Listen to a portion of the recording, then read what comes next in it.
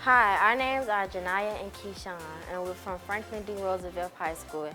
Today we're going to show you how to make an under-the-sea fruit salad. First, dice your jicama. Measure out 1 cup and place into the mixing bowl. Next, remove the leafy top from your strawberries. Cut into quarter pieces. Measure out 1/2 cup of strawberries, then place into your mixing bowl. Next, cut the skin off the mango.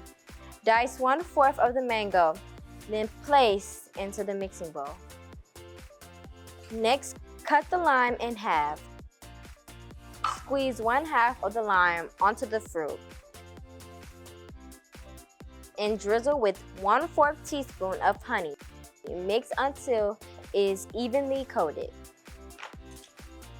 Transfer the fruit evenly into 2 serving bowls.